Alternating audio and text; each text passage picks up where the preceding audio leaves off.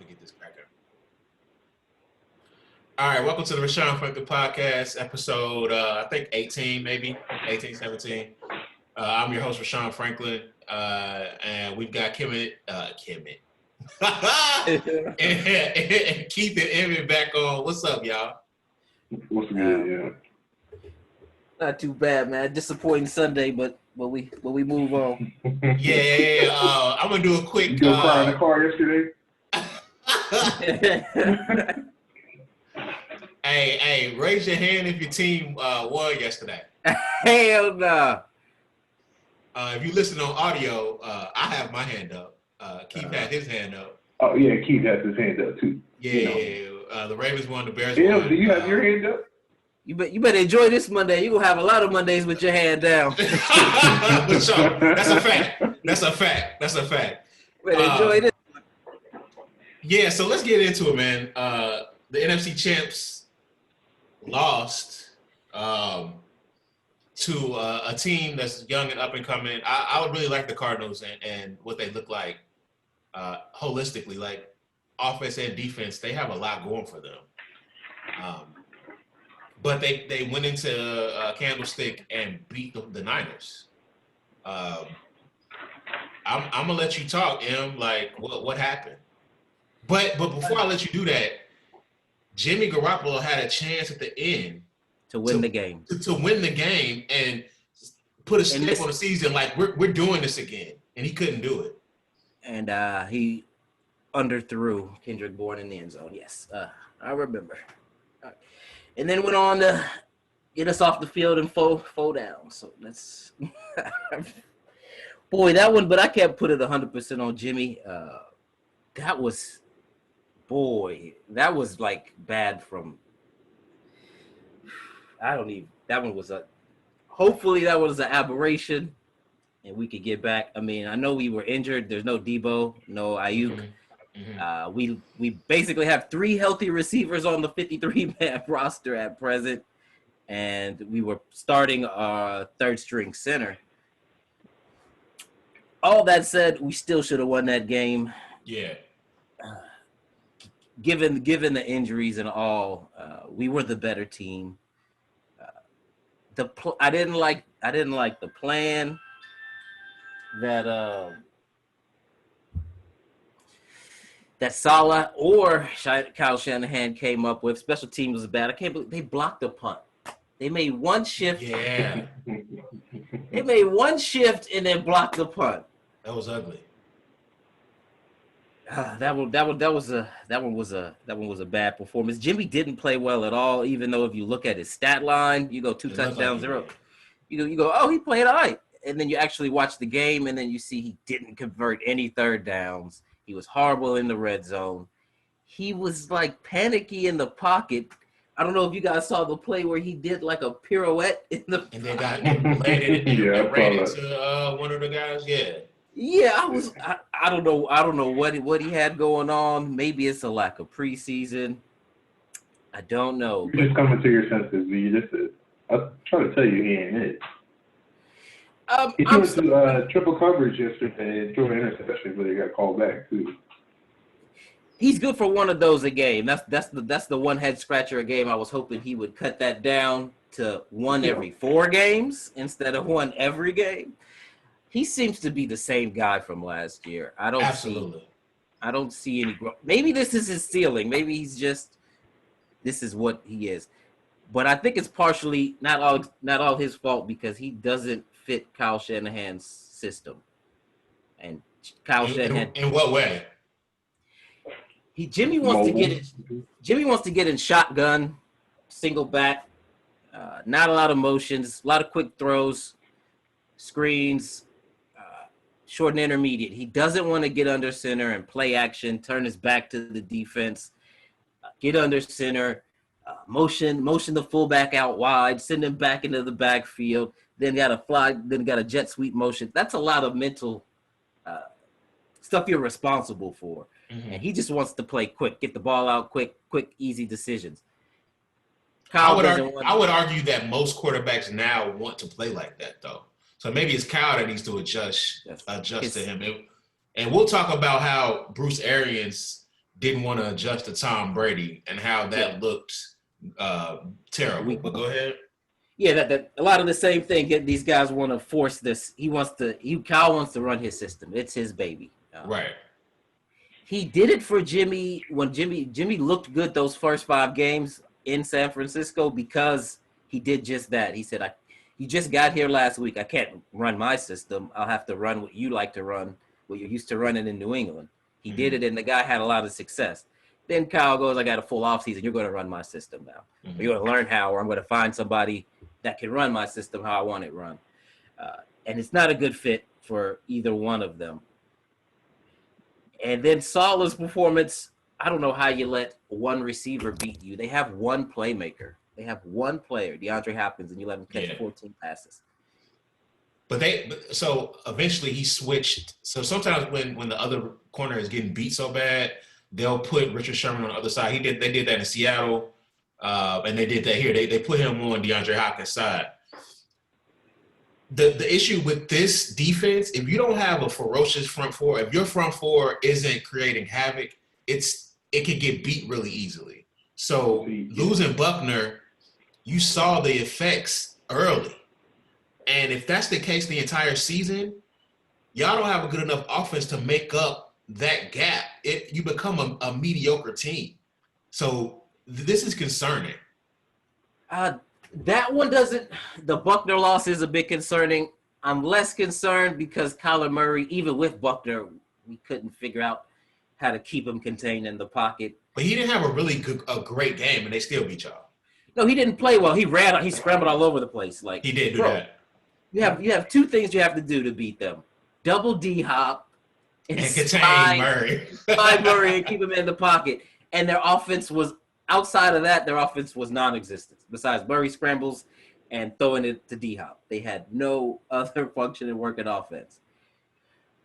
That one was poor. But philosophically, I don't agree with him. I'm more of the Bill Belichick mind of, I'm going to take away what you do best and make you beat me with your second and third best options. The Seattle Pete Carroll philosophy is we're going to do what we're going to do what we do and limit big plays. Not I'm going to double team Hopkins all game and change my coverages to specially dictate to stop this particular offense. They're going to be more so, I'm just going to run what I run and maybe have a wrinkle here, a wrinkle there, but I'm not going to design a whole new defense just to stop this offense. Or Bill would design a whole new defense just to stop a mobile quarterback, and he's not even fast. He's just a big, strong possession receiver. But he's good, though. Hold on now. No, I'm not saying he's not good. I'm saying you don't have to worry about getting beat over the top with him. Right, because he's not that fast. Yeah, I agree with that. But as far as getting separation and having great hands, he is one of the best I've seen it doing. Yeah, he's really good, man. They're going to be, once they get a connection brewing, oh, my God, dog.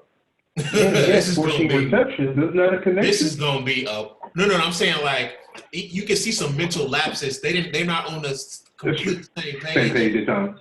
It was some times where he dirted it. And he thought D-Hop was going to be certain places and D-Hop wasn't. And he thought the ball was going to be certain places and it wasn't. I'm saying when they get that together, oh my God. Get that chemistry going. This offense, they're going to be good, man. It's like a sort of an Air Coryell spread type. I love it, man. When I watched it, my takeaway was when they play other teams, that's not going to work. Why? Because other teams are going to make the appropriate adjustments. I don't know why Saleh struggles with mobile quarterbacks, being able to contain him. Like, he's not able to structure his defense to stop it. And Kyler is just that. Their whole offense was scrambles and throwing it and forcing it to B-Hop. That was like the whole thing. They scored a touchdown off of a block punt that put the ball at like the 6 or the 7. And they had a little cute little play with 3 in the backfield, kind of caught them off guard. They scored off the first play off of that. But other than that, it was mostly scrambles.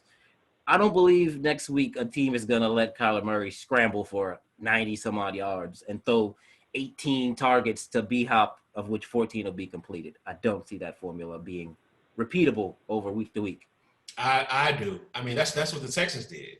You know how many receptions that man had? I mean, it's tough to stop a guy who can get separation because he's able, whatever coverage you throw, he's able to find where he needs to be, and the quarterback, the play is already designed for him. So he's able to find where he needs to be and catch the rock. That's they could do that. The rest of the offense has to get better to where they can lean on other stuff going forward. But that's going to be there. That's going to be consistent. That's why they got the guy. They wanted to feed him to make sure that's a consistent part of their offense and then go forward otherwise. So I disagree. I believe they're good. Our corners are pretty bad. Our defense is set up for the front four to be the front four and the linebackers, front seven, to be the stars of it. Our back half is below average, the secondary back there. Most secondaries that he'll face will be better than ours. I saw Richard Sherman shaking his head. I'm interested to see how he graded out in the game. I didn't completely just straight on watch him, but he's getting up there. And, you know, just like we're saying with Tom, you can look old sometimes pretty quickly. Yeah, I didn't walk away from that one going, dang, Richard Sherman is washed. He seemed like the same guy from last year. Yeah. Same strengths, same weaknesses. But watching Emmanuel Mosley try to cover. He was getting ripped. Boy, that's not a friendly because that kid is big and strong, and that corner is like 5'10", $185. That was not a good matchup. See, I'm not a huge fan of Saleh. I mean, I think he's okay, but my problem with him being a head coach is those particular head coaches, Dan Quinn, Gus, I can't remember his last name. It was Gus Bradley. Gus Bradley, head coach of Jaguar. When they run a specific system, they're never great head coaches. That's my issue. It's not about him philosophically. Well, I guess it is philosophically, but I don't really like. They just never. I know he's black or whatever he is. I don't know what he is. I don't know what he is. He's not white. I know he's a minority, and yes, I want him to do well. But I'm just saying, like as a whole, those defensive coaches don't make good head coaches. That's just something I've noticed. For me, he seems to have the command of the room. He's smartest guy in the room. He's definitely smarter than Kyle Shanahan. Whoa, I wouldn't go there. No, smarter. I'm not talking about football IQ. I'm talking about pure intelligence. That guy is very sharp. If you gotta check some of his interviews. Kyle Shanahan is like football smart. This guy is football smart and like intelligent. Yes. Beyond football. He has the charisma, the leadership ability. My concerns are the philosophical differences that I have in terms of his is play your stuff and play your stuff every week, where mine is take away what the other team does best and make them beat you with their second or third best options. That's my concerns with him, but I believe he would be able to recruit a top-notch staff and he'd be able to lead. Now, if you don't like that Seattle-style defense, then I would say, you can't make that move because that's what he runs schematically. Keith, do you think the Cardinals have a chance to win this division? No. Okay. No. I think they're a decent team, but Seattle's still in the way, and they looked pretty good yesterday. They did. They did look really, really good. To go in, even without a crowd, to go at a 1:00 start coming from the West Coast, going to Atlanta, and beating a team that has those offensive weapons that they do, and a really good, to me, a top 7, 8, 6 quarterback, to basically put him, make him uncomfortable and go in there and get that W convincingly. Ooh, they could come out. I mean, I think with Jamal Adams adding that to their defense, that makes their defense legit. Like he was all over the place yesterday. You see him? He made a lot of plays. Russ doing what Russ do. I don't know, man. They look like the best team in the division in the NFC last week. Them and the Saints yesterday. After 1 week, they look like the top 2 teams in the division in the conference. I don't believe in the Cardinals. I believe they'll win about 9 games, maybe 10 tops. I think Atlanta's going to get that last wild card spot. I don't believe, even though they beat us, it was like we beat ourselves. But they won the game. I don't believe they're ready to win the division, but they will be competitive for that third wild card spot. It looks like it's going to be between us and Seattle. Yesterday was a real stinker. If that trend continues, then Seattle's going to run away with this thing. I thought that from the NFC's perspective, we saw the Packers do what I thought Aaron Rodgers was going to do. I think he's going to have one of those turn back the clock seasons to where he's able to dictate what he wants to do on the field and throw the ball all over the field. He did that. They have a really good running game. They protect him well. He threw for 400, damn near 350, and four touches. So I think he's gonna have one of those years, stats wise. So we'll see how this NFC plays out. But it's a lot of good teams, and I think the Vikings and the Falcons, even though they lost yesterday, they're good teams as well. Yeah, it's week one. The Packers I get too excited about them after the first week, but too excited or too down either way. The Packers. He flashed back. He had a flashback yesterday. Yeah, it looked like Aaron Rodgers from about 6-7 years ago. It did. You can see the effects of no preseason though. Everybody looked rusty in certain parts of the game. Yeah, it looks like preseason football. The first week. Yeah. All right, Keith. I think with Aaron Rodgers, man, it all depends if his pieces stay healthy. Is Devontae Adams stay healthy? You definitely see a drop off in Aaron's performance when Adams is not on the field. No, but the Allen Lazard kid, he went off yesterday. No, he's pretty good too. Yeah. So the thing about Green Bay over the years, because Devontae Adams, I think, was a late second, early third round pick. They're great at finding receivers late and making them good, because it just speaks to how good Aaron Rodgers is and how good he's been. They just find guys and they become stars. I don't even get it. It just speaks to how good he is. I think another year in this offense that's changed a little bit from what he was used to with McCarthy is going to help him as well. So they're getting better.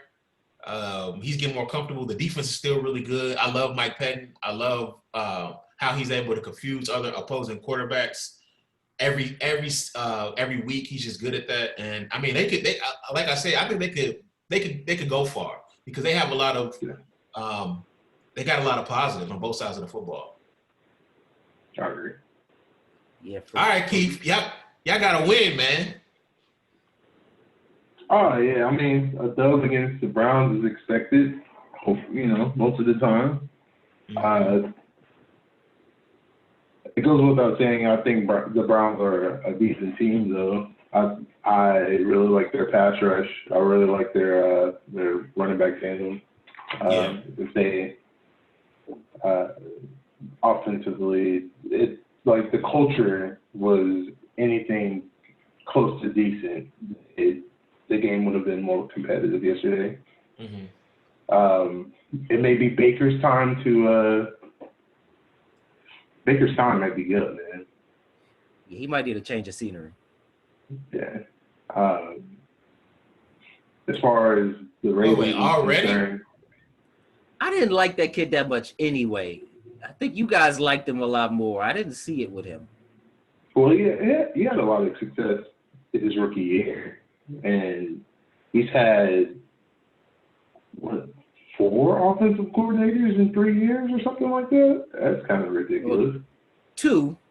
He was Kitchens' coordinator his rookie year. 4 coaching changes or something. I'll have to look it up. I don't know. This is his third year. It was Hugh first.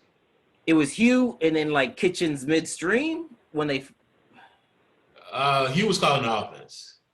So he got fired. They brought Kitchens in, and then Greg Williams was the HC and Kitchens was calling the play. Yeah.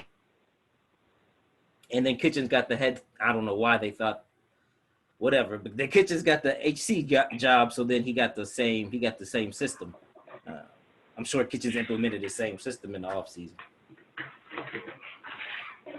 Some other things. Oh my bad. Go ahead. So do you think it's that you guys' defense is that good, or Baker is not that good, or the Browns what they have as a whole was not that? Because that was a pretty bad. I think drawing our team the first week was not a good look for them. I think they'll get better throughout the season. They're loaded on both sides of the ball. It's kind of scary. No, they are talented. They are talented. We're going to find the Browns are better than they looked yesterday. And I know people are like, oh, it's the Browns. But we'll see. Browns. Some notes that I took from the Ravens, man. One thing I was really impressed with is Lamar Jackson. He had about 45 seconds left to the end of the half. He drove his team down the field, scored. Not a field goal, but actually scored. Starting to throw on the outside the numbers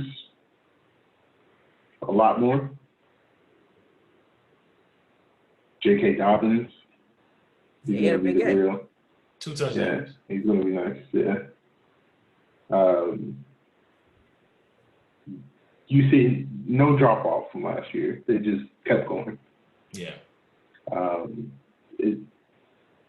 Having no preseason didn't hurt them at all. Maybe on defense some.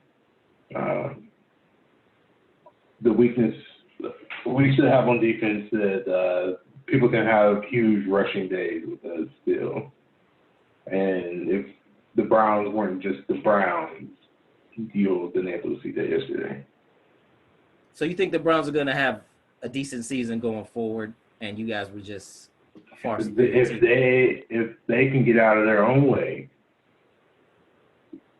I'm not trying to say they're going to make the playoffs, or they're not going to be like a 3-win team.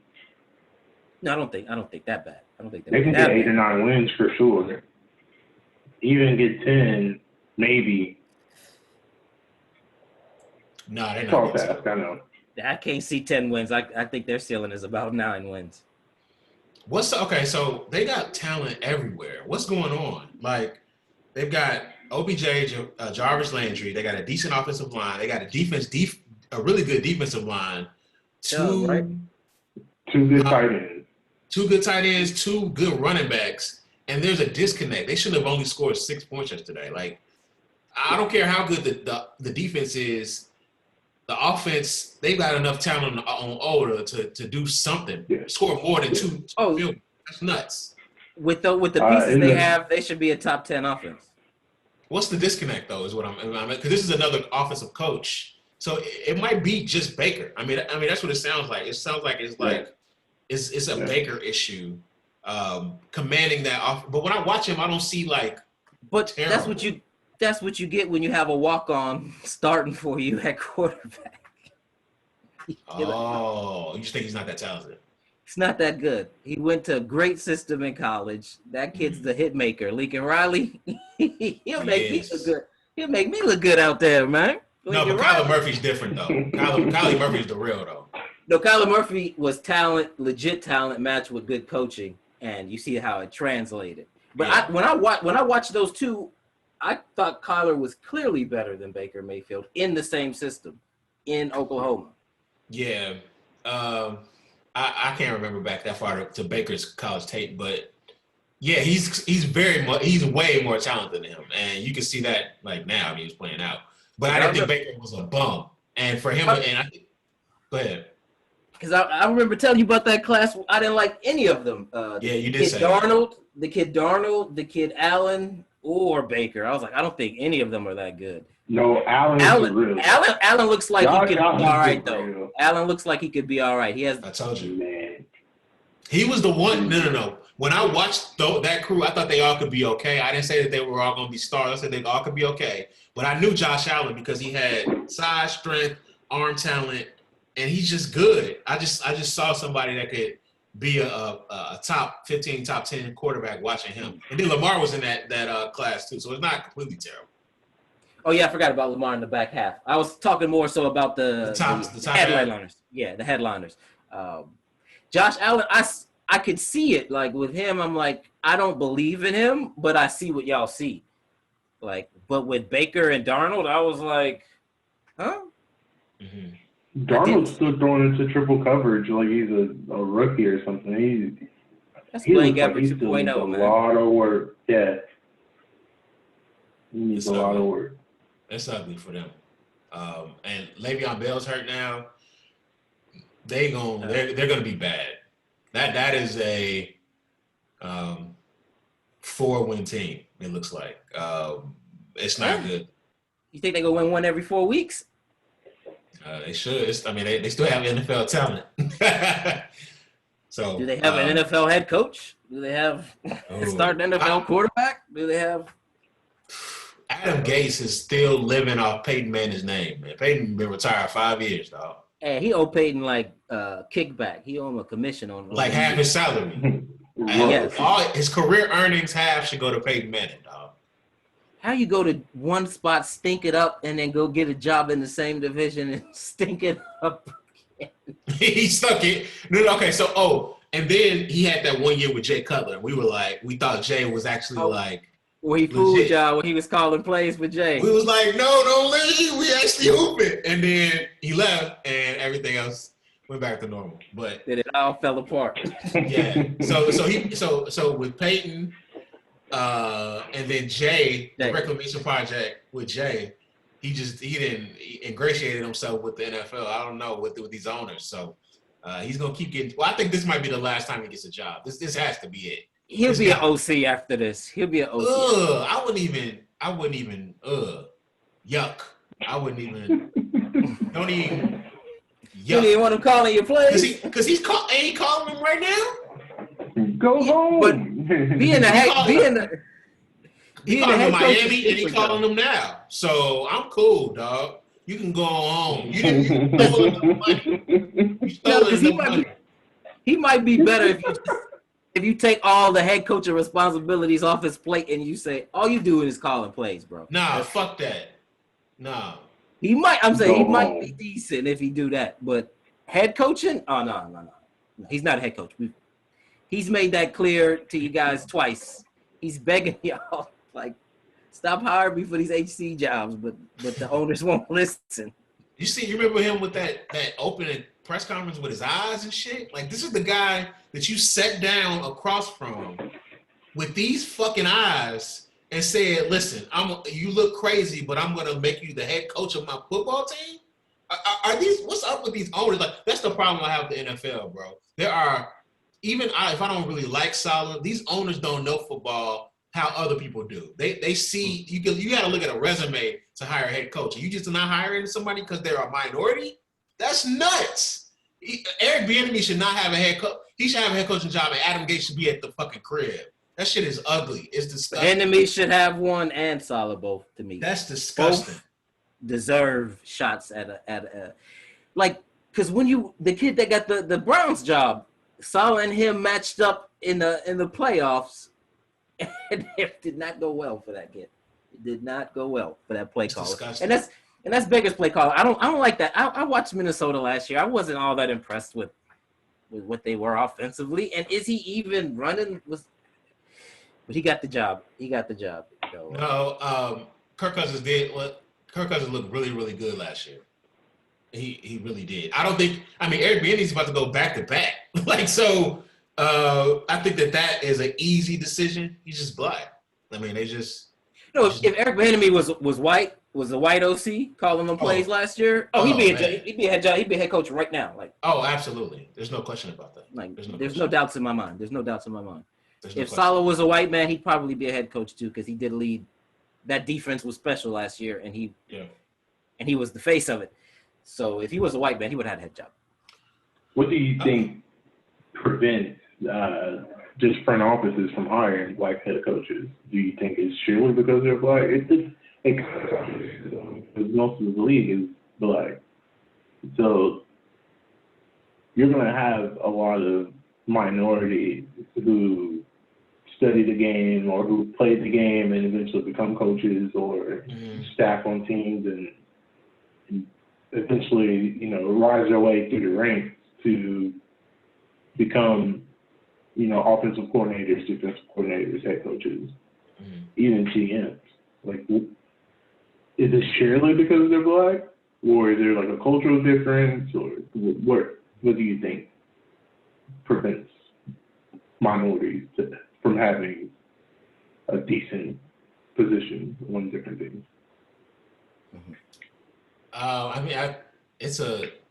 That's a layered question, and it's I think it comes down to when you got to look at these owners and who they are. They're white boys who have been rich, most of their lives, so they don't really come in contact with minorities in certain instances. So you have to have black people playing on your football team to even have a chance. But empowering black people is something that they've never seen or want to take a risk on when it comes to their own football team, which is an issue because it just goes back to the systemic racism in the country. In workplaces, black people are good enough to be your players. They're good enough to be even your defensive coordinator. They don't really want to hire offensive coordinators as black offensive coordinators. OCs. No, they don't. Because they think that they're limited. They have limited intelligence to really make a difference, which we're seeing with Eric Bieniemy is not the case. And throughout the years, there's a lot of great black coaches on both sides of the football. So I don't know, man. It's just you got to look at the ownership in the NFL, and you can see the answer pretty clearly in my eyes. Yeah, and for me, another big point is a white head coach can do a shit job and get another and not have to not have to take a demotion to come back. Gase can get fired. He can have a terrible performance in Miami and then get another job in the same division that summer. Todd Bowles still ain't got another interview, has he? He deserves another look.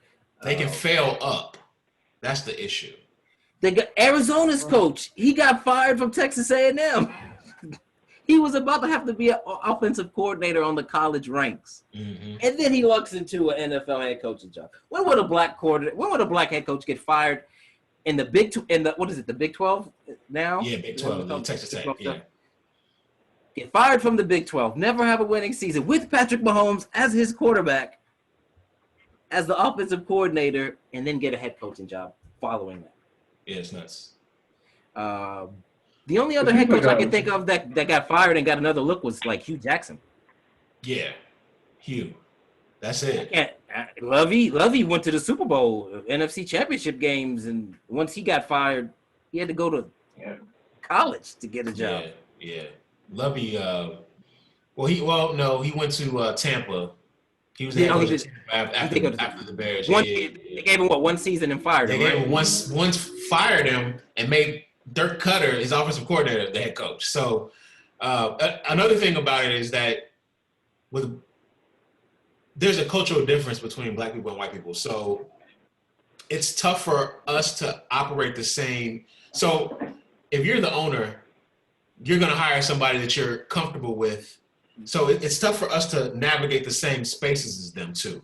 That's another issue because it's tough for the ownership people that have never hung out with black people at all to really sort of bring this black guy into their homes. These Adam Gase is able to get a head coaching job because these white owners know him and they feel comfortable with him because they have him at their houses. They run in the same circles. So when black people aren't given that opportunity, that limits them in a relationship standpoint as well. So it's a layered answer for this. It's for a layered question. There's so many issues, and the NFL as a whole is just not a progressive league. It's $1 billion industry It's a Republican league. Yeah, it doesn't have to be progressive because their product is invaluable. It's inelastic. It's gonna be there. So they have no reason to shift any of their thinking. Well, for me, it's a more Republican league. Like the NBA is mostly liberal in their ways of thinking and doing things, and the fan base as well. Absolutely. In the NFL is the opposite, more Republican in their fan base and their thinking and the way that they do stuff. Like they booed the people, like the fans that were in the stands were booing them. We're booing them locking arms. Like it's like I don't get that. Like that wouldn't happen in the NBA. They weren't booing they didn't have fans in the stands, but I don't think in the NBA they would be booing the players locking arms before the game. The same way that in the NFL, you turn on the TV and they're booing these guys. Like I don't even know what you're booing. Like what are you booing is the question. You're ending racism. Flat out racist. You're booing racial unity? Yeah, like you're like, get this racial unity out of my face. I want to watch football. Mm-hmm. Like I don't know what that one was about. Me. Yeah. I think another thing that the guaranteed contract, non-guaranteed contract, yes, that is a differentiator that's in play. If the NFL contracts are guaranteed, at least to a certain more extent than they are now, we will see faster changes, in my opinion. Yeah. I understand why they don't guarantee contracts because the dangerous sport that they're playing. Yeah. Because the owners have the NBA, the players have way more power than in the NFL because they're the face that sells the NBA. LeBron James, James Harden, the faces, the stars, star driven. NFL is like a factory. It's like just faceless, nameless bodies that you rotate in and out constantly, and they always change. So you root for the team more so than you root for the player. Like the NBA is more player driven. So that's why I think that the NFL won't have those guaranteed contracts because the owners know that they have the power in the situation. Yeah, absolutely. I mean, the best wide receiver, in my opinion, is on the street. I mean, Antonio Brown, through all his antics, can't get a job. And that would not be the case in the NBA. I don't care what Antonio Brown did. If LeBron James didn't have a team or anybody, even like a secondary star, didn't have a team, he'd be on a basketball team. So that's the thing. Like you're replaceable in the NFL when you're not as replaceable in the NBA. That's just how it is. They got 100 rookies ready to take your job in any given year. So it's tough. It's tough. A good example of that from the NBA perspective is Carmelo Anthony.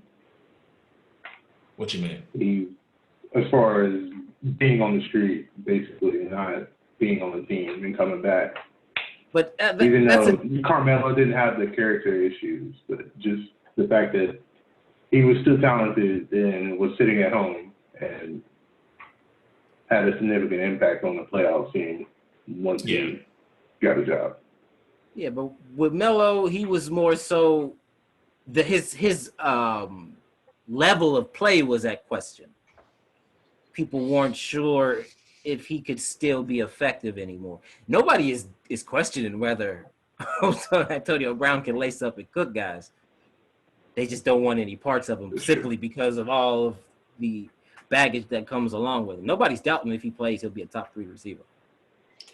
And another problem with the NFL is they're able to hand down such harsh penalties without being questioned at all. Like 8 games for him, it's going to be impossible for him to find a job. Like if he's suspended for 8 games, half the season, I mean, you're basically handicapping this man to where, I forgot what the issue was though. Was it? It's like a domestic issue. Yes. Yeah. All right, I'll take that back. The issue. I had a brain fart. It was the domestic issue. Take that nigga off. I'm No. sorry. It was kind of shaky. He was like It was the like girl, a personal trainer or something like that. Something like and there that. was like text messages saying like I busted on you or some shit. He kept Yeah. sending her messages or something. Yeah, he kept sending her some wild messages instead of just being like, all right, I'm gonna shut up and let the court do what the court do. He kept messaging. He was like sending her threatening messages and shit. Yeah, I take that back. He shouldn't be playing. If it's a domestic issue, just walk away, bro. You know. He's a head case. He's a yeah, he's nuts, but he's man. As far as if you just cut on the tape, he's one of the best wide receivers I've ever seen in my life because he's always open. It's kind of crazy how good he is. But all right, we gotta talk about the Bears, man. So I cut on the tape, and well, first of all, Mitch coming back and winning that football game was something he rarely does. I think he's done it maybe once before in his career. There's still issues there, but he looks good. I'm not even gonna stunt on him. He is throwing the football well. There's still some offensive things that and this happens actually. Let me preface this. This happens at the beginning of the season. Mitch and Nagy look great, and then as the season goes on, they look terrible. So that's what I'm banking on. That's been the MO. That's what's gonna happen. But he was making some throws, man, and for him to drag them back, even though the Lions should have won that game, he drug them back to winning a game that they usually don't win. So I gotta congratulate him on that. Period. So as far as going forward, I don't know what they got. You can see it was some issues. They let Adrian Peterson run wild on them. So which is nuts. Like he just hired him off the street. So them missing Eddie Goldman and the linebackers not being that good is an issue. But I mean they gotta win. So congrats to them. I mean, whatever. You think this game is gonna be like a metaphor for his career? Yeah. When it looks bleak, it looks ugly, he brings it back. Yes. And then he keeps you in. Just when you thought you was out, he puts you back in. He brings you back in.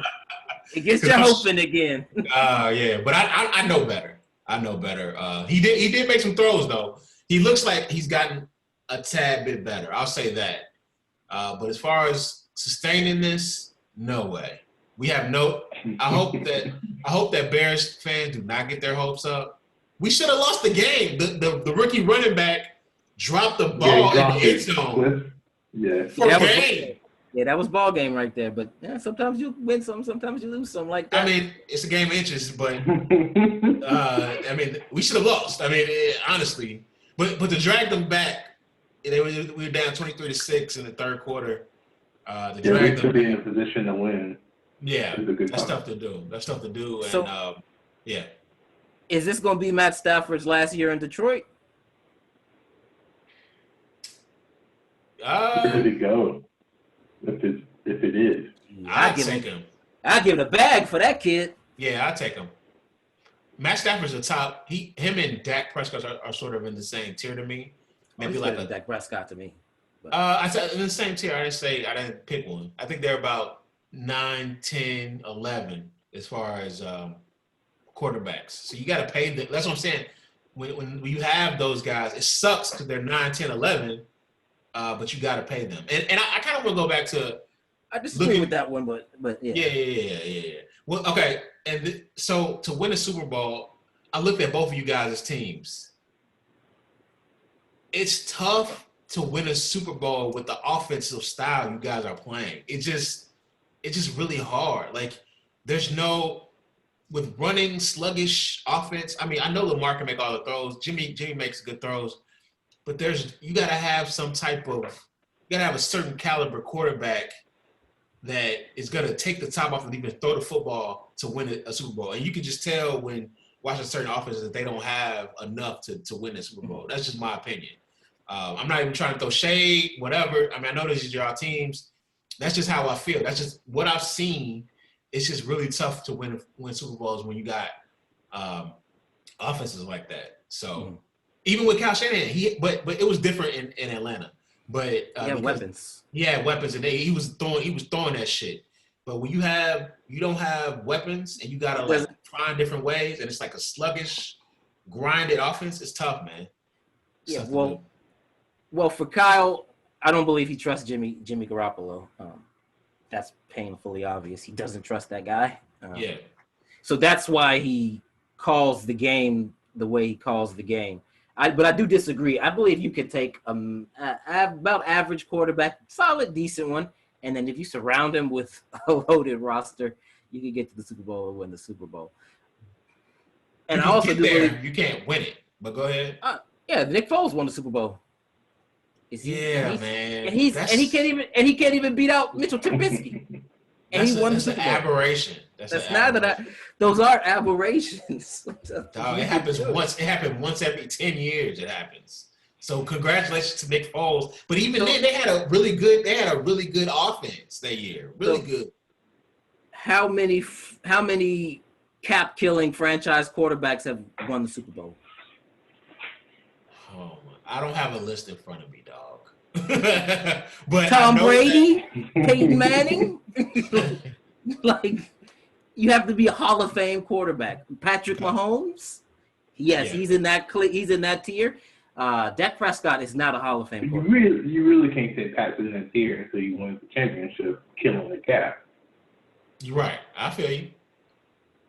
He's really good, but I'm not going to sit here and just give him that designation just because. Oh, you don't think he's Hall of Fame? I think he's really, really, really good, but we need to. Things are different now when you pay a guy $40 million. I don't think he's getting paid that much this year. So it's still cheap. Yeah, their window is still is wide let open. him win a Super Bowl. When he's getting paid $40 million. But let's see what the team looks like then. I'm not throwing no shade on them. They're really good. Hey, no, your boy. They hold our horses a little bit. I'm just saying. Go ahead, Keith. Go ahead. No, I mean, I see where you're coming from as far as run dominant offenses really don't win Super Bowls. I just think the Ravens they hang their hats on the rushing side of offense, but he can throw the football too. They're getting to a point where they can just turn it on at any time. Yeah, he can throw the football. I'm not saying he can't throw the football. It's just I watch enough offenses to. It's an offensive philosophy you can tell by just watching, and those philosophies they just tend to struggle in the playoffs. That's all I'm saying. Right. It'd be interesting because the Ravens can win a Super Bowl this year because they're so good on both sides of the football. It could just all come to a head and they win like that. That could happen. No, I got them. It looks like the winner's gonna come. I got them beating the Chiefs. It's really hard to repeat that. Whoa. It's really hard to repeat. It's really not when you're that good. Because week 3, I believe completion percentage yesterday. That's because they put him in good positions. That's because it's an offense that it's just different. He didn't throw 10 passes though. I understand if he threw 15 passes and 80%. He threw 25 passes, still 80%.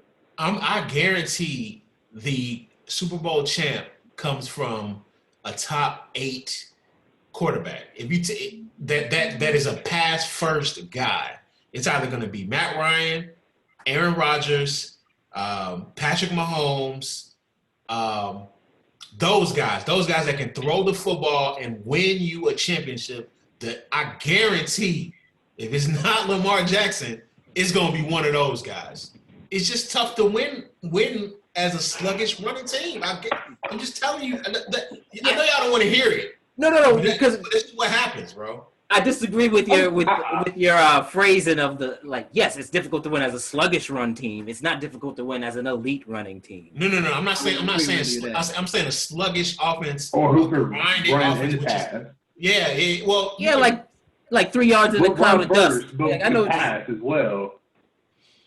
But if you get explosives to me, the thing is getting explosives. How you get explosives is whether that be through the air, after the catch, or running them. You could get explosives, 25-yard plus runs. Like you have to get explosives to be able. You have to have an offense that's capable of putting together explosive plays to win the Super Bowl. However you accomplish those explosive plays is up to your creativity. It's most simplest to throw it to get explosive plays, but it doesn't. It's not just limited to that. You have to be able to get chunks because you're not going to go on 10, 12, 13 play drives consistently and score touchdowns that way. You have to be a pass-first football team to win the championship, period. I don't agree with that. Okay. Even the Eagles were pass-first. Nick Foles he just had caught lightning in a bottle. They had the RPO cooking before people figured out how to stop it. Yeah, but if you look at Doug Peterson's philosophy, he's a pass-first coordinator, the pass-first play caller. If it's not, and I think Kyle Shanahan is that too, but he's just limited in who he has. He's run first. But he's like his dad. He's like his dad. Well, even when he was with the Falcons, they had a really good running game. Like Devonta Freeman went nuts that year. You know what I'm saying? So he's just really good in the run. But I believe if he had a guy that he really liked, I think he would be pass first because that's how you win to me. No, I think he would be like 60-40 pass run if he had a guy that he trusts. Mm-hmm. He's run first now because he doesn't trust his quarterback. Yeah, he don't trust his quarterback at all. Because when he had Matt Ryan, you seen him open it up. When he had Kirk Cousins, you seen him open it up. Mm-hmm. He tried to open it up with Jimmy. You saw early in that Vikings playoff game, and then he threw that crazy interception. Mm-hmm. And then it was run all the way to the Super Bowl. Yeah. Have y'all changed anything from this week one? Are y'all pretty much the same as far as your predictions, as far as who's going to get out the division? The one thing for me, before y'all answer, the one thing for me is the Cowboys went into LA and lost. There is some issues going on with that offense that Kellen Moore isn't it. It's not. They're loaded. They're loaded. They can't even score. So I don't know what's going on there. But they have some issues that they need to iron out over there. Yeah, that one was the biggest. But then the East is that one was. I can't believe they both lost games they should have won. It seems like another one where one of these teams are going to win by default again and just get spanked in the first round between the Cowboys and the Eagles. One of them will find a way to 9 or 10 wins, and get to the playoffs. But the East is only getting one team. The Cowboys have way too much talent for that. I don't know what's up. They're loaded, bro. CD Lamb didn't look like a rookie. I think he had one play where he kind of looked like a rookie, but overall, nah. Yeah, that would be alarming if I were a Cowboys fan. That you went in there and laid an egg against the Rams, who I'm expecting to finish 3rd or 4th in the NFC West. I will say, Jared Goff, he looked all right last night. He looked all right. He was they put him in the positions to really. I mean, they're doing what they did the year they went to the Super Bowl. They just put him in good positions to get the ball out quick, and not just put him in good positions to throw the football. And that's what he's best at. So, yeah, that one's hard to know, because it's just 1 week. Is it the Cowboys being the Cowboys, or the Rams good? Like. It's kind of hard to tell off of just that 1 week.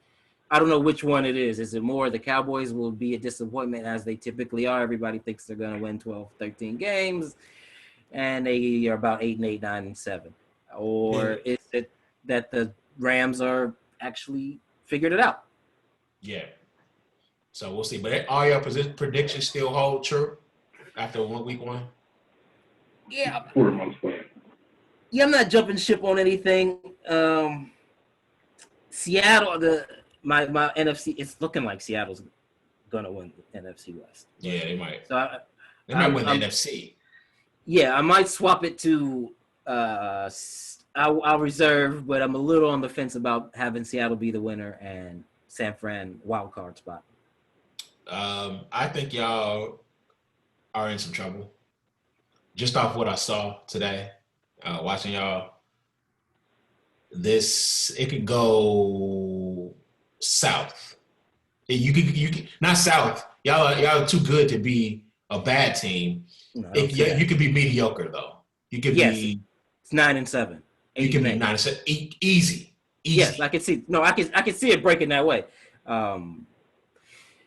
What gives me hope is when we could get some healthy receivers on the team.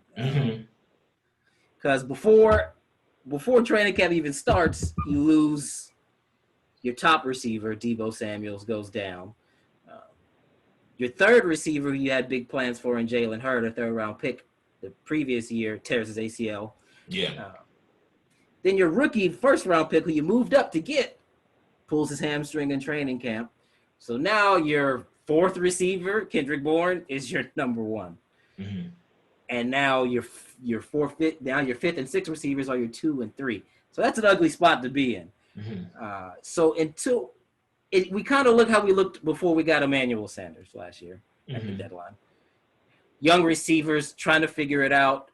We went about 6 weeks, and they said, no, we can't win with these young receivers. We need a dependable veteran. And then they made the move for Sanders. I could see that move happening again, maybe for AJ Green. Ooh, I don't think they're gonna let him go. But you don't think so? I'm thinking. Well, you think they're gonna keep him? Yeah. Okay. Did they do retirement? No, he's gonna be free. He's gonna be free. Oh, last year. I was thinking they may want to if their season is already. They're loaded at wide receiver though, so I can see that. They are loaded though. If you could get a pick for that kid, not have to pay him, start rebuilding your team around Burrows, it's something that could possibly be attractive. I'd have to look around and see what other veteran wide receivers are on a team that's not going anywhere that you could trade for a mid-round pick. But that seems to be the path we're on. We got the Giants and the Jets next, so we should. That's what I was about to ask. Who y'all got next? Okay, so that shit 2-1. You right the ship. And then you look and see, is Deebo back? Is Ayuk back? If they're back, then you'd probably stand pat at wide receiver. If the injuries are still lingering, then I think you make a move for a veteran because Dante Pettis and Kendrick Bourne is not enough. Y'all draft a receiver in the second round, it feels like every year, and none of them pan out. That's what it feels like. Well, Deebo, that's the one. Y'all didn't drafted Pettis. Pettis didn't work out. Didn't work out, but I think that's probably more so a shift from like when we drafted Pettis, Jimmy G wasn't the quarterback. Pettis is not bad. He's really good with the double moves and getting downfield. Jimmy doesn't do that though. Jimmy throws short passes and intermediate passes in congestion. Mm-hmm. That's not what Kendrick Bourne does. He's not going to go over the middle against a linebacker and catch the ball in traffic. He wants to be outside the numbers doing double moves on cornerbacks. Yeah. He can do that well. The offense shift when we got Jimmy to short underneath, Yak. So then you got Kittle, Deebo, those kind of guys. Get it to them quickly and let them make plays after the catch. That's not Dante Pettis. So if he went somewhere else, I could see him actually like reviving his career in a different situation. Before we get to the NBA, I want to talk about Tom Brady. I forgot about that. Man, Tom starting to look old. Not a good Sunday for my guy. The question I had was, will Bruce Arians drop his ego and go into Tom's world to try to win a championship? That question was answered as a resounding no. They are running 5-step drops. He's going to get this man killed before the end of this season. You cannot do that with a 45-year-old quarterback. He will die, is what I'm saying. Like, you can't do that, bro. He's going to get hurt because he's not used to standing back there and waiting for routes to develop. They are getting the ball out. Josh McDaniels did a great job of getting the ball out of his hand so that he can make quick decisions and let the receivers make the yak. He's waiting for these guys, and they're going to run into a pass rush that's going to get to him. Yeah. Ooh. Multiple times. It's not going to be good, man. It's not going to be good. Yeah, I don't understand taking – now, with Jimmy, I get it because I still disagree, but I can understand. He's 20-something, you can say. Why would you take a 40-year-old and have him do something that he hasn't done his whole career? I don't understand. A young guy, you say he'll learn it. He's going to have to learn it. This is my stuff. He's going to learn it. An old guy, you got to do what the old guy does. He's not going to recreate himself at 43 and become a 5-7 stop drop deep passer down the field. That's not how he became the greatest quarterback ever. That's not what he did.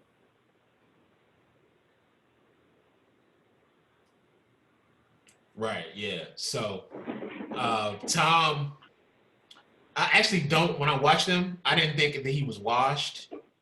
I think that he's in a bad philosophical place. And I think that that's going to hurt them. They could be not good. I really like their defense a lot, actually. But as far as that offense, this could go bad. I think they'll probably figure it out for next week. But as far as this long-term success that they were supposed to have, it's not happening. This isn't it. And the weapons we thought were going to be who they – so first of all, clearly, Ronald Jones is the best running back on their team. Clearly. Leonard Fournette and Shady, forget about them. It's this kid. Gronk is not Gronk anymore. and the rest of the tight ends are just okay. So what we thought their strength was going to be, we thought it would be a lot of 12 personnel, and they were going to rip teams to shreds like that. It's not going to happen. They're going to have to run this offense like they've been doing through Mike Evans and Chris Godwin to try to win. But they got a quarterback that isn't really capable of waiting for these routes to develop. This is a bad situation for Tom. And who's their backup? Because Josh Rosen. Oh my god, this is not. He actually fits their scheme. I could see a little bit better. I could see Arians reviving his career. That kid, he had some talent. He's just been in bad situations. She's a better fit for that system than what you got Tom out there trying to do. That kid actually wants to push the ball downfield, and that's what he does. The deeper throws. Tom is accuracy, short and intermediate, quick, get it out quick, high football IQ kind of stuff. Not 5-step drops, make stuff happen down the field. That's not who he's ever been. So this could blow up in Arians' face if he doesn't adjust his system to Tom Brady. Yeah, and so what he's doing, Bruce, is trying to take some of the things that he has in his offense that is sort of similar to what Tom was doing and using that a lot. So it was a lot of screens, a lot of running back screens, a lot of wide receiver screens, a lot of quick slants. In the Air Coryell, you can do like quick slants in the slot. They were doing that, but as far as everything else, my bad. They tried to take some of that into the system, but it's not working. The rest of it is Air Coryell, and he just doesn't look good in it. So I could see them being a 8 to 9 win team.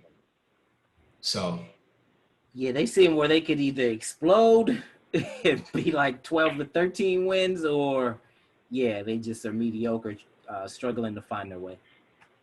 Yeah. Do you think we're taking, just looking too much into what happened yesterday and it's only week 1? Do you think they didn't have a preseason? Mm-hmm. right? Do you think we're just looking into it too much, or maybe they just need a little time to gel and get things going? What you thinking? Do you think that it may be a possibility where they look better throughout the season? Yeah, I think I definitely had too high of an expectation for them early, given what you said. No OTAs, no mini camp, no preseason, new system, new players. Like there's not a lot of carryover. Um, so yeah, maybe we are overreacting a little bit. But I didn't like what I saw in terms of what he's trying to make Tom become. Mm-hmm. I got two more things, Sean, before we transition to NBA. What's up? Cam Newton. Yeah, okay. Looked decent yesterday. Also, I was taking notes about Teddy Bridgewater.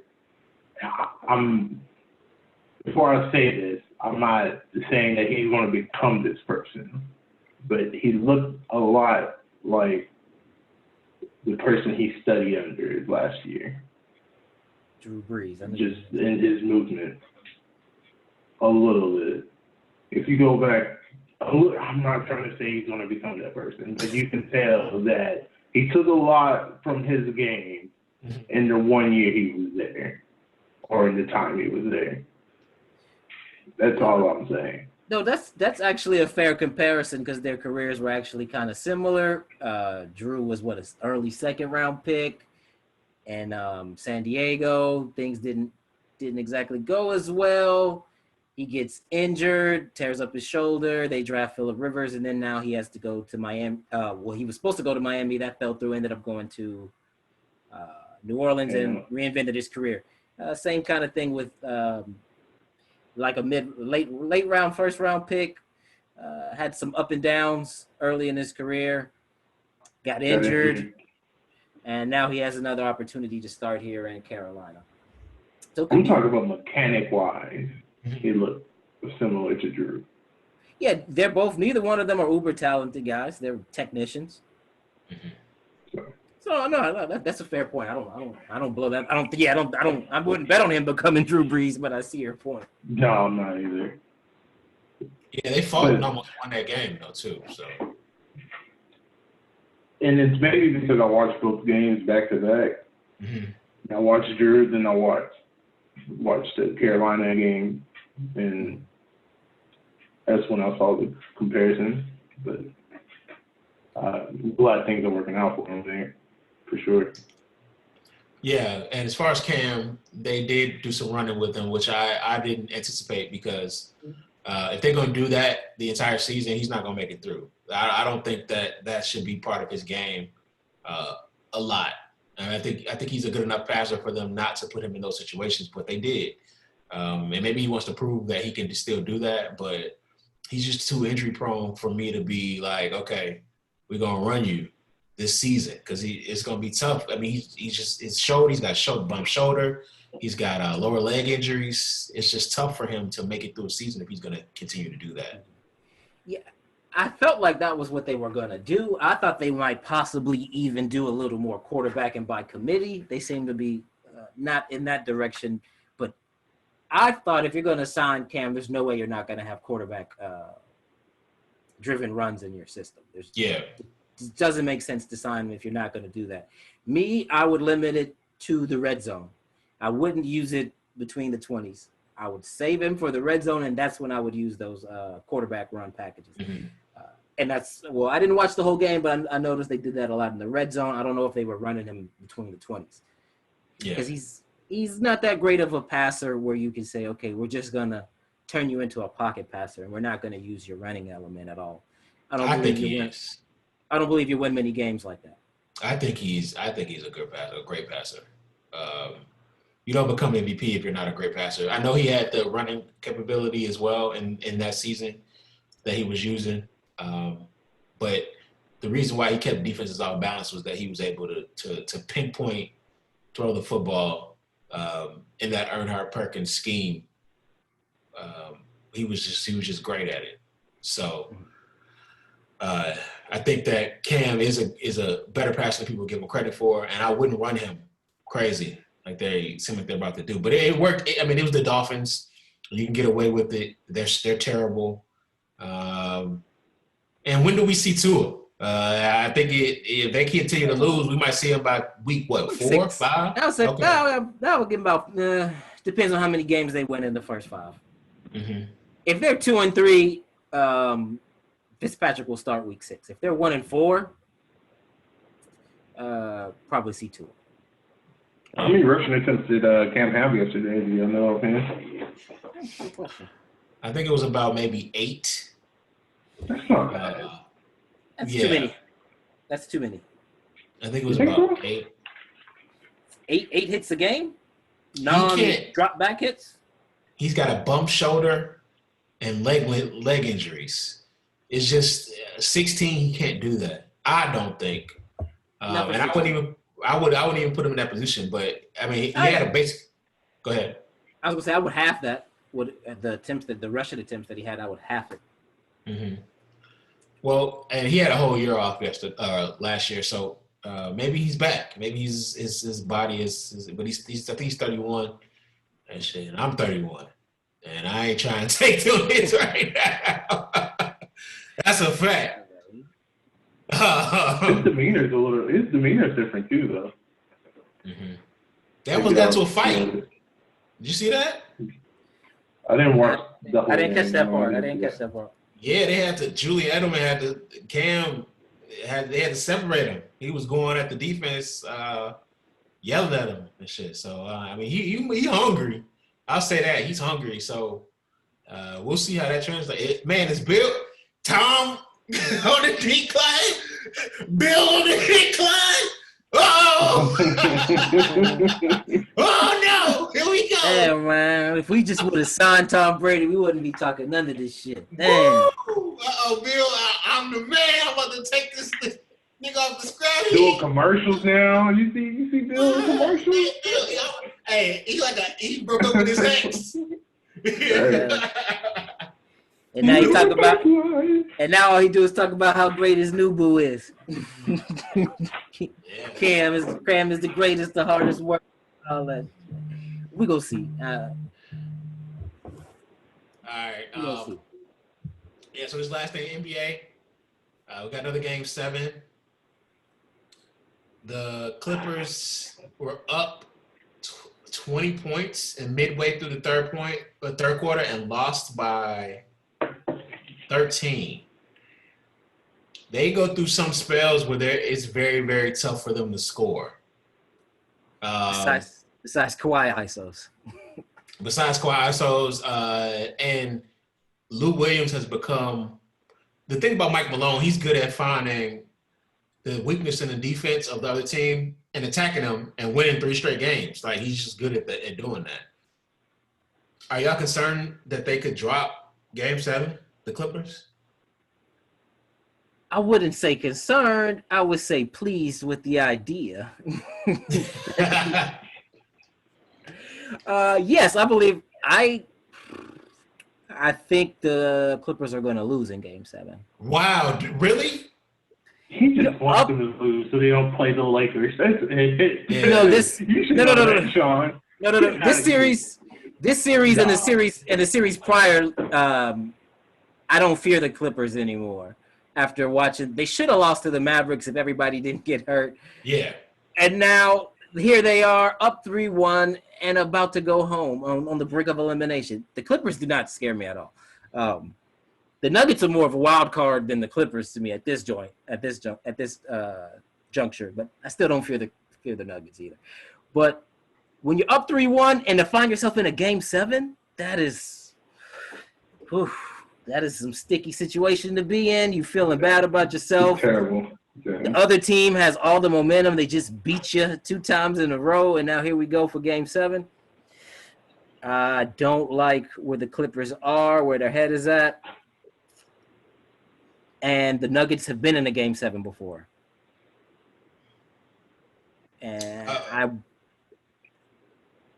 I go back and forth, but I think the Nuggets are going to win this one. Not blow them out, but they're going to win it. Who you got, Key? I think the Clippers, man. Yeah. I mean, yeah, they're a team that can just turn it on at any time. They play to the level of their competition, and they kind of slack. I think they turn it on and eliminate these guys, play the Lakers. I don't know how that's going to turn out, but yeah. This is I'm concerning. right into the team. Yeah, I understand. This is concerning, though. They have found that Lou Williams is a defensive liability and putting him in every pick and roll.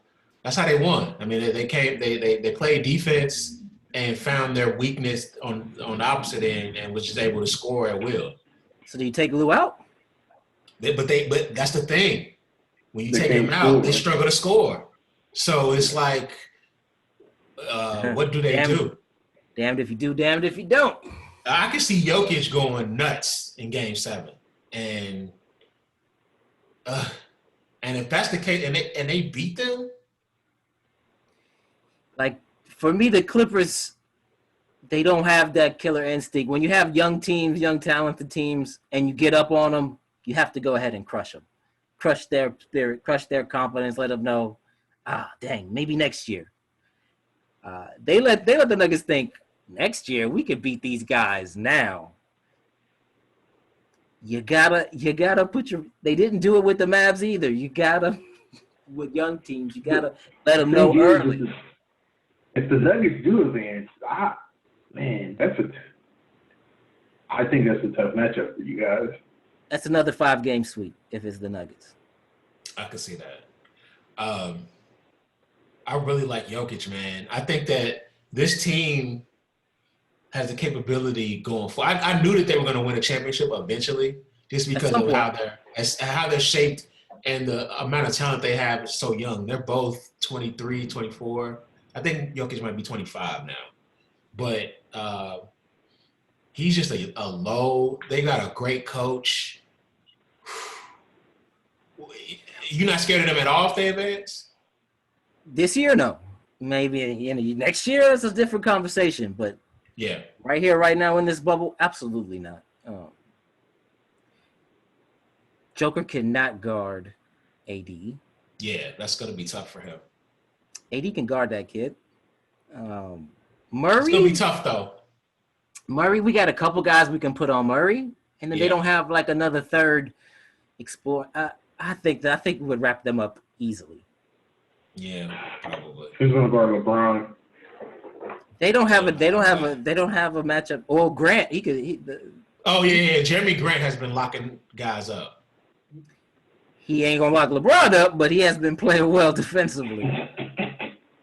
Yeah, he's not. But if they were to go ahead, I said, and Kuz has taken another step as well. He's not taking the step in terms of he's had to find a different role because he was before used to scoring with touches.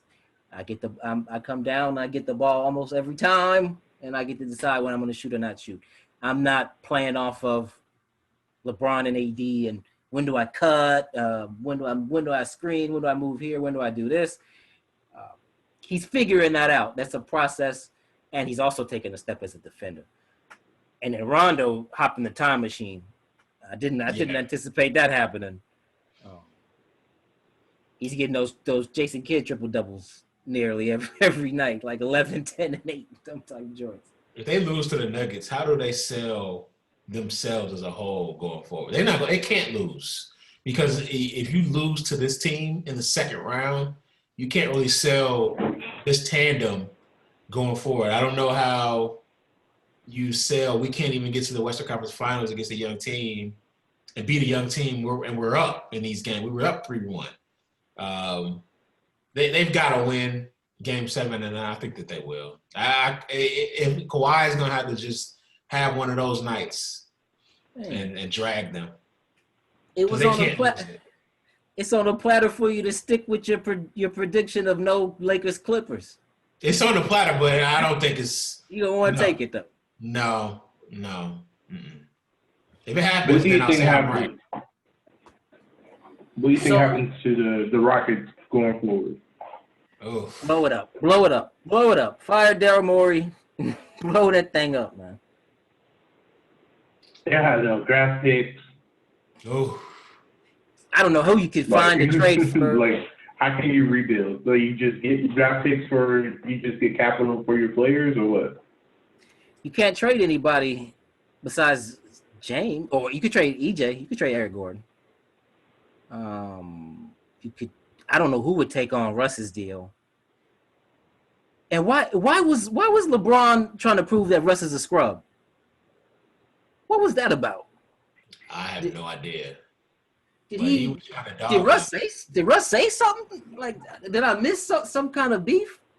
I've never seen LeBron intentionally try to take somebody's spirit. No, he tried to sun him. Yeah, he's like, I'm gonna let you know, and the rest of the world know that you a scrub for real. Like he did something to him, because Westbrook is not that good. Everybody hypes him up more than he really is. But LeBron was like, I'm gonna prove to everybody that he's not that good. I don't know what made him do that, because he doesn't really do that to people. That's the first time I've really. He doesn't. Because he could. He's that good. Developing some dog a little bit. Because he's good enough to treat people like, look, I'm gonna show everybody you a scrub, but he doesn't. I don't know why he did it with Russ. I don't know what Russ did, said, looked at him funny. It's something underlying that we don't know that happened. It could happen in the bubble, or it could have happened in terms of him putting his team together. Maybe they were trying to trade for Russ, and Russ said, "No, I don't want to go there." Thank God. He's a bricklayer, man, and he's a bricklayer that everybody hypes up because he fills up the stat sheet. As your third piece, though, y'all winning 6. Hard pass. Wow. Hard pass. He will shoot you out of games quicker than it. No. I don't know what they do going forward. I don't know what James does. I don't know what Russ does. They got to fire Morey. They're letting D'Antoni walk. This is a bad situation that they could be bad. I don't think they're letting D'Antoni walk. I think D'Antoni's walking on his own. No. No, he's out. Maybe. He's out. It's like a mutual. I mean, maybe. Yeah, I can see that. He had a pretty bad performance against us as far as a coach. Would they trade James? That's what I was just about to. Let me see how old he is. James is 30, maybe. He's like 30. 31. I would trade him. I would trade both. I would blow it up. James is 31, so he's probably going to be nice for another 2 years. And you're not going to win the championship in the next 2 years.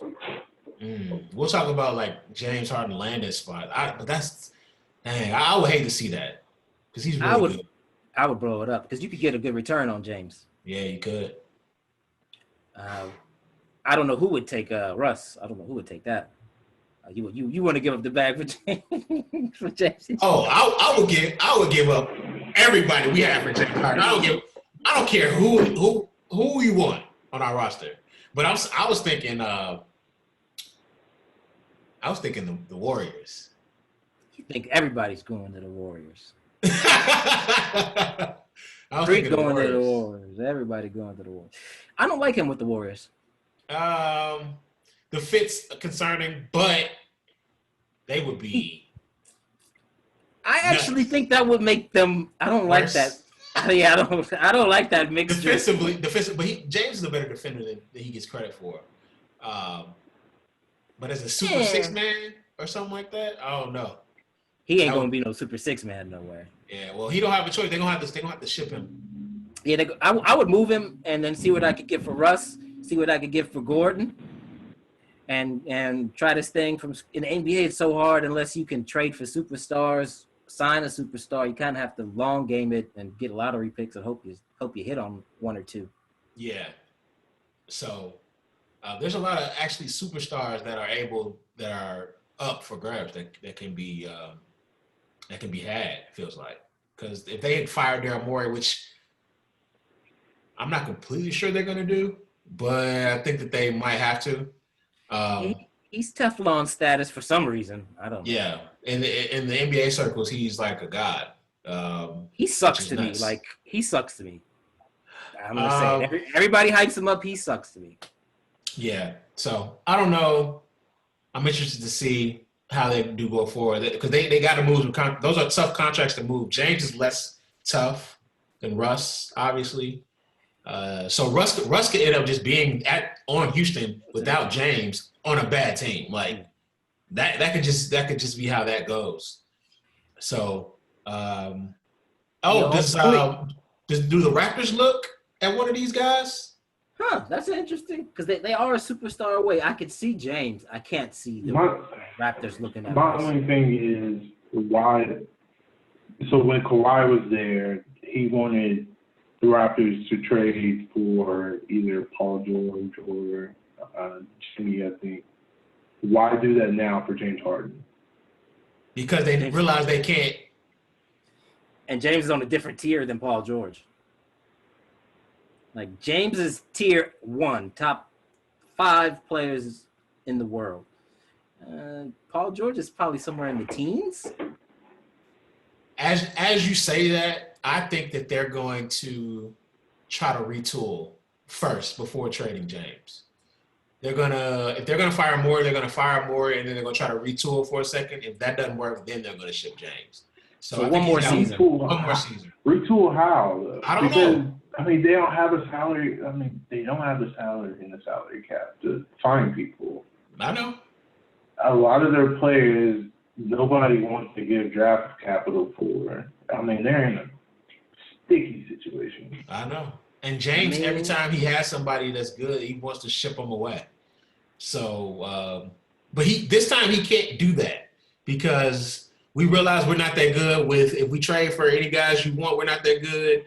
And he can go in Daryl Morey's face and be like, hey, get this guy out of here and bring me somebody else in. If Daryl Morey's gone, he's not going to have that luxury. So it's going to be tough. I don't know what they do, but I think that I don't think he gets traded this quickly. I think they wait one more year and then trade him. Yeah, so. Now that you say it, I think he's probably going to be a Rocket for one more year. I would sell high because he's be 31. He'd be a year older. I would sell high, but I don't believe that's what they're going to do. I think they'll probably shop Russ. Nobody's crazy. $40 million. $40 million bricklayer, man. That's one of the most untradeable contracts we've had in the NBA. So I have no idea what they do. They're going to have to bring everybody back and try this small ball shit with somebody else at the helm. They say Tyronn Lue. I don't know if I would want that if I was him. Could have been the Lakers. Could have been the Lakers coach. Now you in Houston coaching a rec ball league team. It's ugly. And they didn't just lose to the Lakers. They got dogged. They got dogged, and I think Bron, more than wanting to destroy Russ, he wanted to take their spirit as a whole too, and he did. And he thought the way to do that was to humiliate Russ. I mean, well, that's his help. I mean, that was ugly. That one was ugly, man. And then even James let LeBron chase down, swat his shit. Russo was swatting everybody's shit. Game 5, 6. That was ugly. 5. Yeah. Ugly. Yeah, game 5. Yeah, he was engaged defensively. I told you that kid could play, man. I'm not a huge fan. He could play, man. Cool. Y'all win the championship? Oh yeah, we're gonna cruise through this thing. I believe so too. The Rockets were my biggest worry with the two. Then we doubled James and Westbrook. I was afraid he might be able to get to the basket, but he started shooting Jays, and then LeBron was like, all right, I'm gonna snatch your confidence out your chest. And he was pretty much not a non-factor. He was more detrimental to the Rockets than anything. He helped the Lakers out. Yes. With his turnovers, bad shot selection, bricklaying. Yeah, he helped us out tremendously. Who comes out the East? I'm sticking with my pick, Boston Lakers finals. Okay. Who comes out the East?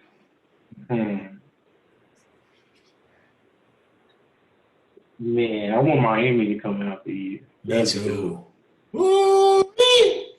Miami Lakers. Oh, that'd be fun. I think they match up with the Lakers pretty well too. With Bam on AD. They got a lot of wing guys that can shoot. It'd be tough, but I mean, the Lakers will win, but it would be tough though. It's a 5-game sweep too. But. Dang. Well, so what's the potential roadblock for the Lakers? The Clippers. The Clippers getting hot. The Clippers, I thought they would take us about six games. That would have been the toughest series. I was concerned about the Rockets, how it would unfold. Game 1 made me concerned because Russ played well, and I was like, what if he fucking keeps playing well? But he didn't. So they were really my biggest concern because of the matchups were so strange. And they're such a different team. But we were able to solve that one in five quick games. The Clippers is a more seamless matchup to me for the Lakers. You don't have to start recreating and coming up with special defenses and changing your lineups and your rotations like you did with the Rockets. You can pretty much do what you do against the Clippers and beat them. So I would say the biggest roadblock would be health, making sure everybody's healthy. Yeah, I agree. All right, guys. It was a good convo. Appreciate y'all again. And we'll talk coming up, discuss week 2 of the NBA, and then we'll have some game. We'll know the Western Conference, and we'll have a couple of games of Celtics Heat, I think, before the next time we talk. So. Okay, cool. All right, guys. All right. Yep. Stay safe, guys. Yeah, me too.